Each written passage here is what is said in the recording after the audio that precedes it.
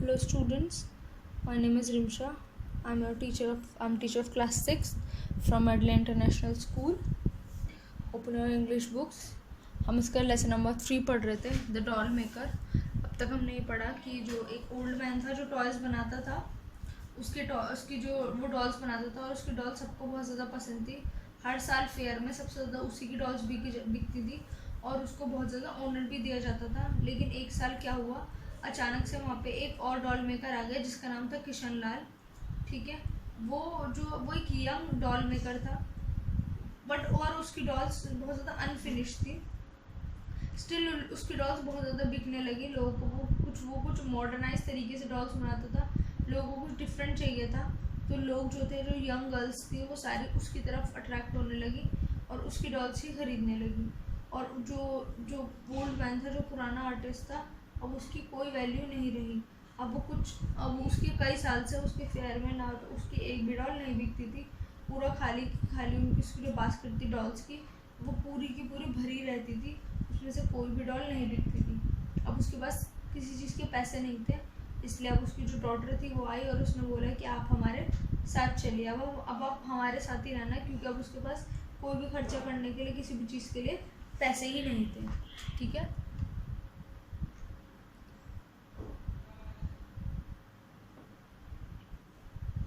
तो हमने यहाँ तक पढ़ लिया था. अब यहाँ से हमें पढ़ना है. His son-in-law said, "Eat, sleep, take rest, and just make sure that my cattle don't stray into the crop field." ठीक, तो जो उसका सन इन लॉ था, जो ओल्ड मैन था, उसका सन इन लॉ उससे कहता है कि आप यहाँ रहो, खाओ पियो सो. ठीक है, बस आपको बस एक चीज़ ध्यान रखनी है कि जो हमारी जो कैटल है, यानी कि हमारे जितने भी भेड़ बकरियाँ हैं, वो क्रॉप फील्ड्स को ख़राब ना करें और ना ही उनके अंदर उनको गंदा करें. ठीक है, अपना वेस्ट वगैरह जो है वो यहाँ पर ना करें, कहीं बाहर जाके करें. जो भी हैं, ये जो कैटल्स हैं, बिल्कुल भी कोई भी क्रॉप फील्ड्स को ख़राब ना करें. बस आपको इतना ध्यान रखना है, बाकी आपको कुछ नहीं करना. आप आराम कीजिए, यहाँ पे रहिए आराम से. ठीक है, रेस्ट कीजिए, खाइए पिए, मतलब किसी चीज़ की भी आपको कोई फिक्र करने की ज़रूरत नहीं है.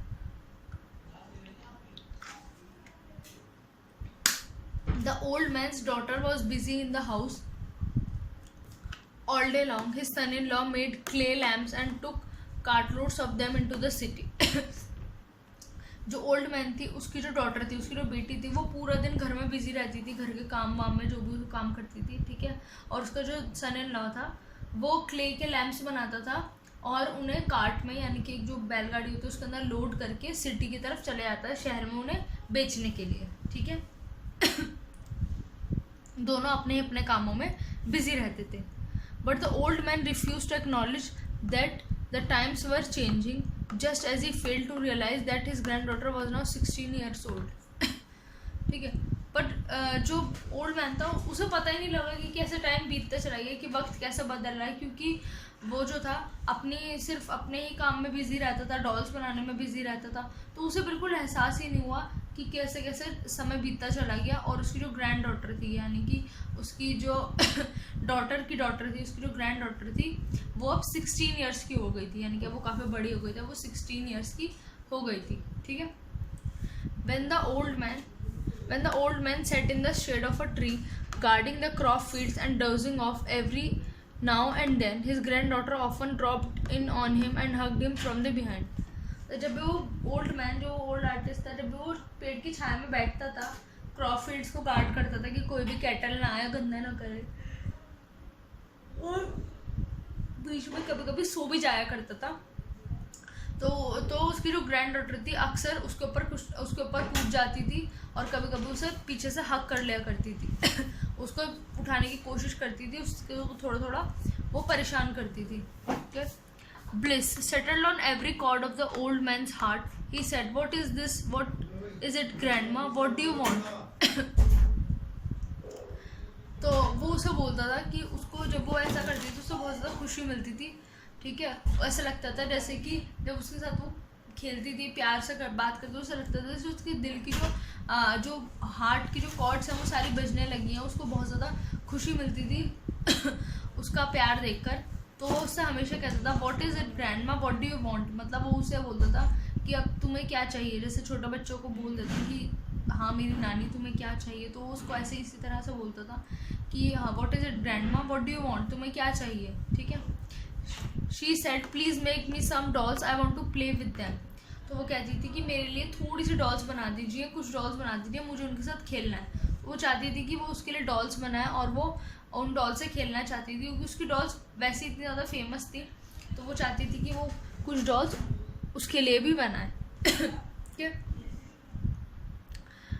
The grand father said oh know my dolls will hardly please you. उसने बोला नहीं, मेरी जो डॉल्स हैं वो शायद तुम्हें खुश ना कर पाए, क्योंकि अब उसकी हिम्मत बिल्कुल ख़त्म हो चुकी थी। पहले वो उसके अंदर बहुत हिम्मत थी, वो अपने डॉल्स को सेल आउट करता था, बेचता था, उसको बहुत ऑनर मिलता था, बट अब उसकी जो डॉल्स थी वो बिकनी बिल्कुल ख़त्म हो गई थी। अब वो उस न्यू आर्टिस्ट की डॉल्स बिकती थी, तो उसके अंदर का जितनी भी हौसला था, जितनी भी हिम्मत थी, वो सब ख़त्म हो गई थी। तो अब उसे ऐसा लगता था कि उसकी डॉल्स ही बेकार है, शायद उसकी डॉल्स में कोई ना कोई कमी है जो लोग उसकी डॉल्स नहीं खरीदते।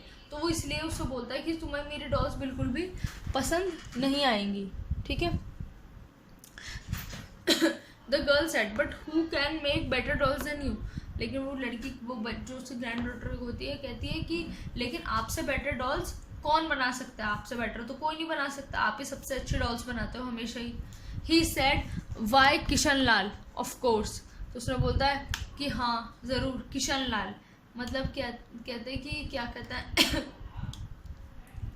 कि क्यों नहीं बना सकता, किशन लाल बना सकता है, क्योंकि किशन लाल ही उसका कॉम्पिटिटर था, उसी की वजह से उसका काम बिल्कुल ख़त्म हो गया था। तो वो कहता है कि किशन लाल बना सकता है मुझसे better dolls. She said rubbish, let Kishan Lal try and compete. वो कहती है बिल्कुल बकवास, ऐसा कुछ नहीं है, किशन लाल को ट्राई करने दो और कम्पीट करने दो, देखते हैं कि कौन जीतता है। मतलब वो उसको एज अ चैलेंज लेती है, किशन लाल के जो डॉल्स होती हैं, उसके जो डॉल मेकर होता है उसको एज अ वो चैलेंज लेती है, ठीक है। The two of them went back and forth like this again and again many a time. वो दोनों इस बात पर काफ़ी बार बहस कर चुके थे, हर बारी वो आके इसी बात पर अटक जाते थे, हर बारी यही बात होती थी, यही डिस्कशन होती थी, वो उसे समझाने की कोशिश करती थी, वो अपना हौसला बिल्कुल ख़त्म कर चुका था, ठीक है। वो उस चीज़ को करना ही नहीं चाहता था, क्योंकि वो उसकी हिम्मत बिल्कुल ख़त्म हो चुकी थी। Okay. Later, the old man brought out his material from the kit bag and perched the huge round-rimmed glass on his nose. Okay.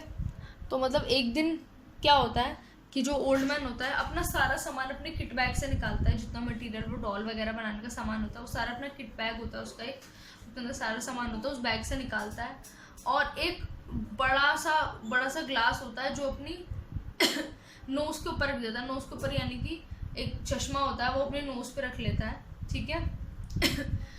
तो he said to his granddaughter but grandma the crows will get at the corn.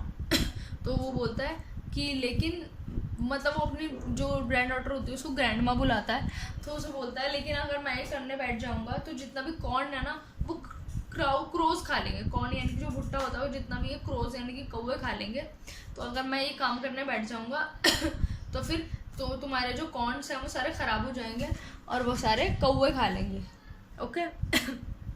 She said grandpa I shall see that they don't. वो कह रही कि आप tension मत लो, मैं देख लूँगी कि वो ना खाएं, ठीक है। उसे कहती है कि आप फिक्र मत करो, आप डॉल्स बनाओ, मैं देखूँगी कि वो मैं ध्यान रखूँगी, ठीक है। द डे वोर on, the sound of bullock drawing water from the tank in the distance floated towards them. The granddaughter chased away the crows as the old man sat and made his dog. दिन बिल्कुल ख़त्म होने वाला था, दिन बिल्कुल सूरज ढलने वाला था। तो और क्या कहते हैं जो बुलॉक कार्ट्स थी वो पानी वाटर टैंक से क्या कहते हैं पानी पी रही थी, ठीक है। दूर से आवाज़ आ रही थी, ठीक है। तो ग्रैंड डॉटर क्या कर रही थी, जो क्रोज थे वो आ रहे थे, वो उन्हें बार बार भाग के उन्हें उड़ा रही थी जो उनके कॉर्न्स पे बैठ रहे थे, और ओल्ड मैन बैठ के क्या कर रहा था, डॉल्स बना रहा था, ठीक है। The old man feared his daughter the most, she was extremely strict and everyone in the household watched their step around her, ठीक है। बट जो ओल्ड मैन था उसे ना अपनी बेटी से डर लगता था, क्योंकि उसकी बेटी जो थी बहुत ज़्यादा स्ट्रिक्ट थी, और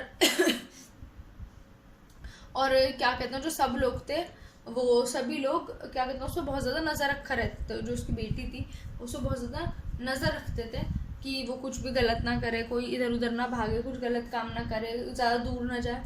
तो उसे ओल्ड मैन को थोड़ा थोड़ा अपनी बेटी से डर लग रहा था कि वो अगर वो देख लेगी तो क्या कहेगी। ठीक है, अभी यहाँ से 1 डे से मैं नेक्स्ट क्लास में पढ़ाऊँगी, वो भी ऐसा तक आपको समझ आ गया होगा और आपने वो वर्ड मीनिंग्स भी अपने अपनी नोटबुक में लिख लिए होंगे। तो यहाँ से हिज डॉटर से ये यहाँ से मैं आपको नेक्स्ट क्लास में पढ़ाऊँगी। ओके।